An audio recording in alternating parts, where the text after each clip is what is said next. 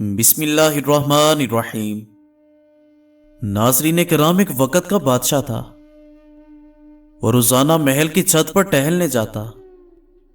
ایک دن اچانک اس کی نظر ایک قریبی گھر پر پڑ گئی، جس پر ایک بہت ہی حسین عورت ٹہل رہی تھی۔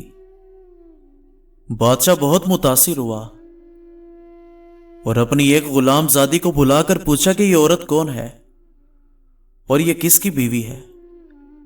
وہ بولی، بادشاہ یہ آپ کے غلام زید کی بیوی ہے۔ بادشاہ پر اس عورت کے حسن و جمال کا بھوت سوار ہو گیا۔ وہ محل کی چھت سے نیچے اترا۔ اس نے اپنے غلام زید کو بلایا۔ زید حاضر ہوا تو بادشاہ نے حکم دیا کہ زید، ایک کام ہے، یہ ہمارا ایک خط ہے، اسے دوسرے ملک کے فلاں بادشاہ کو پہنچاؤ اور اس خط کا جواب ضرور لے کر آنا ان سے۔ زید نے حکم کی تعمیل کرتے ہوئے خط پکڑا اور گھر گیا۔ خط کو محفوظ جگہ پر رکھا اور رات کا وقت تھا، رات گھر میں ہی گزاری اور سامان تیار کرنے لگا، اور جیسے ہی صبح ہوئی اپنی منزل کی جانب چل پڑا۔ اس بات کا اس کو بالکل علم نہیں تھا کہ بادشاہ اس کے ساتھ کیا چال چل رہا ہے۔ جیسے ہی وہ نظروں سے اوجھل ہوا، بادشاہ سلامت دھیرے سے اس کے گھر کی طرف روانہ ہو گئے اور دبے پاؤں جا کر زید کا دروازہ کھٹکھٹایا۔ زید کی بیوی کی اندر سے آواز آئی، کون ہے؟ بادشاہ بولا، میں تمہارے شوہر کا مالک ہوں۔ اس عورت نے دروازہ کھولا تو بادشاہ فوری طور پر اندر جا کر بیٹھ گیا۔ زید کی بیوی حیران تو ہوئی کہ بادشاہ ہمارے غریب خان نے۔ بادشاہ سلامت بولا کہ میں یہاں مہمان آیا ہوں۔ وہ عورت سمجھدار تھی، وہ اس کا مطلب سمجھ گئی اور اللہ پاک سے پناہ مانگتے ہوئے بولی کہ اچانک آپ کا اس طرح گھر کے اندر داخل ہونا مجھے کچھ ٹھیک نہیں لگ رہا۔ بادشاہ جلال میں آ گیا اور بولا، لڑکی کیا بولی جا رہی ہو تمہیں معلوم نہیں کہ میں وقت کا بادشاہ ہوں اور آپ کا مالک ہوں، مجھے جانتی نہیں ہو کیا؟ وہ عورت زید کی بیوی کہنے لگی، بادشاہ میں جانتی ہوں کہ آپ وقت کے بادشاہ ہیں، لیکن بزرگوں کا کہنا ہے کہ شیر کو جتنی مرضی بھوک کی شدت ہو لیکن وہ کبھی مردار تو نہیں کھاتا۔ اور وہ بولی، بادشاہ تم اس پیالے میں پانی پینے آ گئے ہو جہاں تمہارے کتے نے پانی پیا ہے۔ بادشاہ تو عورت کی ان باتوں کو سن کر بڑا حیران و پریشان ہوا اور شرمسار ہو کر واپس چل دیا، لیکن پریشانی کی عالم میں وہ اپنی چپل وہاں پر ہی بھول گیا۔ یہ سب تو بادشاہ کے کام تھے۔ اور اب ادھر زید نے جب آدھا سفر طے کر لیا تو اسے بعد میں یاد آیا کہ جو خط مجھے امانت کے طور پر دیا گیا تھا وہ تو میں گھر پر ہی بھول آیا ہوں۔ وہ بغیر دیر کیے واپس اپنے گھر کی جانب چل پڑا۔ جیسے ہی زید اپنے گھر پہنچا تو جہاں پر خط رکھا تھا، خط کو نکالنے لگا تو اس کی نظر زمین پر پڑی جہاں بادشاہ کی چپل پڑی تھی۔ زید کا تو سر چکرانے لگا اور اس کو اس بات کی سمجھ آ گئی کہ بادشاہ نے سفر پر اس لیے روانہ کیا کہ میرے پیچھے سے بادشاہ کا مطلب پورا ہو سکے۔ خیر، زید نے کسی سے کوئی بات نہ کی اور خط پکڑا اور بغیر دیر کیے منزل کی جانب چل پڑا۔ جیسے ہی کام ختم ہوا تو وہ بادشاہ کی بارگاہ میں حاضر ہوا تو بادشاہ نے اسے انعام و اکرام سے نوازا، اسے 200 دینار تحفے میں دیے۔ زید نے دینار لیتے ہی بازار کا رخ کر لیا اور وہاں سے تحائف وغیرہ اور قیمتی کپڑے وغیرہ خریدے، اور گھر پہنچا تو بیوی کو بولا، جلدی تیار ہو جاؤ، تمہارے میکے چلتے ہیں۔ بیوی نے سوال کیا کہ یہ کیا ہے؟ کہا، بادشاہ نے انعام و اکرام سے نوازا ہے اور میں چاہتا ہوں کہ یہ سب تم پہن کر اپنے گھر والوں کو بھی دکھاؤ۔ بیوی بولی جی جیسے آپ بہتر سمجھیں۔ بیوی جلدی سے تیار ہوئی، اپنے گھر کی طرف روانہ ہوئی۔ بیوی کے گھر والے سب دیکھ کر بہت خوش ہوئے اور زید اپنی بیوی کو چھوڑ کر واپس چلا آیا۔ اور چند دن گزرے، نہ بیوی کا پتہ کیا نہ واپس لایا۔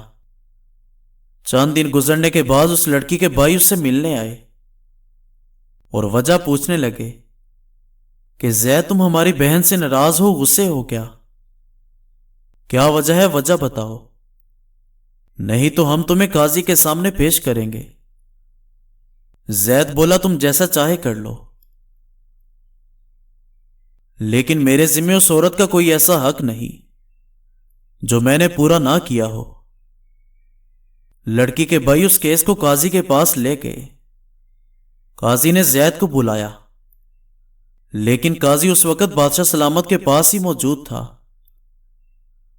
لڑکی کے بھائی بولے قاضی صاحب اللہ آپ کو شاد و آباد رکھے۔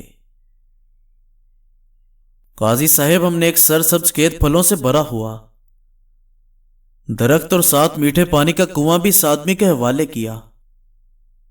اس آدمی نے سب اجاڑ دیا، سب کچھ کھا گیا، کنویں کو خراب کر کے بند کر دیا۔ قاضی زید کی طرف متوجہ ہوا اور سوال کیا کہ لڑکے تمہاری کیا رائے ہے اس بارے میں؟ زید بولا قاضی صاحب جو پھلوں کا باغ انہوں نے میرے حوالے کیا تھا اس سے قدرے بہتر میں نے انہیں واپس لوٹایا ہے۔ قاضی نے لڑکی کے بھائیوں سے سوال کیا کیا واقعی اس نے پہلے کی طرح ہی باغ آپ کے حوالے کیا؟ وہ لڑکے بولے جی بالکل اسی حالت میں واپس کیا ہے، لیکن یہ سب کرنے کی وجہ ہم اس سے پوچھنا چاہتے ہیں۔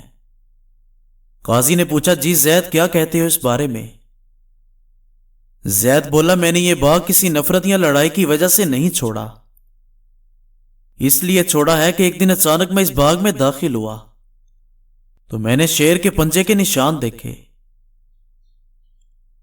اور مجھے خوف لاحق ہوا کہ شیر تو مجھے کھا جائے گا، اس لیے شیر سے ڈرتے ہوئے میں نے باغ میں داخل ہونا ختم کر دیا۔ بادشاہ جو کرسی پر بیٹھے سن رہا تھا ایک دم سے چونک گیا اور اٹھ گیا، بولا زید تم اپنے باغ کی طرف بالکل مطمئن ہو کر جاؤ، خدا کی قسم تمہارے باغ میں کوئی شک نہیں ہے، شیر تمہارے باغ میں ضرور داخل ہوا لیکن وہ وہاں سے کچھ بھی نہ توڑ سکا اور نہ کسی چیز کا ذائقہ چکھ سکا، خالی ہاتھ لوٹا تھا۔ خدا کی قسم میں نے کبھی تمہارے باغ کے ارد گرد لگی دیواروں سے مضبوط دیواریں نہیں دیکھی۔ تو زید فوراً اپنی بیوی کے میکے پہنچ گیا اور عزت سے اسے وہاں سے لے آیا۔ نہ قاضی کو کوئی بات پتہ چلی نہ بھائیوں کو پتہ چلا کہ یہ کیا معاملہ تھا۔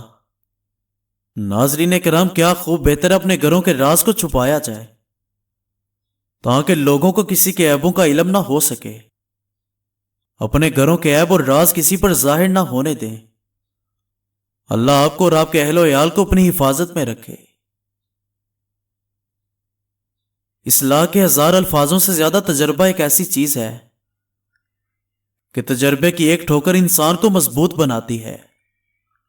کچھ باتیں سمجھنے سمجھانے پر نہیں بلکہ خود پر بیت جانے پر سمجھ میں آتی ہیں۔ زندگی میں ڈگری حاصل کرنی ہے تو ایسی کرو جو آپ کو باحجاب، باوقار اور باحیا بنا دے، نہ کہ ایسی جو آپ کا حجاب اور حیا تو ایک طرف بلکہ آپ کے سر سے دوپٹہ بھی اتروا دے۔ اور قدرت نے آپ کی تخلیق کرتے وقت کسی کی نقل نہیں کی، اس لیے آپ بھی کسی سے موازنہ نہ کریں بلکہ اپنی فطرت کو استعمال کریں۔ بزرگ فرمانے لگے بیٹا اس عورت کی محبت سچی نہیں ہے جو یہ 3 کام کرنا چھوڑ دیتی ہے، جو شوہر کے لیے سجنا سنورنا چھوڑ دے اور اس کے گھر آنے کا انتظار نہ کرے، اور شوہر گھر آئے تو اسے تھکاوٹ کا بہانہ بنا کر وقت نہ دے۔ اللہ پاک کے دربار میں سب انسان ایک برابر ہیں۔ جو انسان اللہ پاک سے رجوع کرے گا اللہ پاک اسے بلند مرتبہ عطا کرے گا، پھر چاہے وہ انسان کسی بھی قوم سے یا خاندان سے تعلق رکھتا ہو۔ ہمیشہ اچھے اور سلجھے احباب کی سنگت اختیار کریں، کیونکہ سنار کا کچرا بادام سے بھی مہنگا ہوتا ہے۔ ایک لمحے بھر کی غلط فہمی انسان کو اجاڑ دیتی ہے۔ وہ کسی کے ساتھ گزرے ہزاروں سنہرے لمحوں کو ایک لمحے میں بھلا دیتی ہے۔ جب انسان کسی چیز سے محروم رہتا ہے اور اسے جب وہ چیز عطا کی جاتی ہے، پھر وہ اسے کافی لوگوں میں تقسیم کرنے لگ جاتا ہے، کیونکہ وہ اس کی محرومی کو جانتا ہے کتنی تلخ ہوتی ہے۔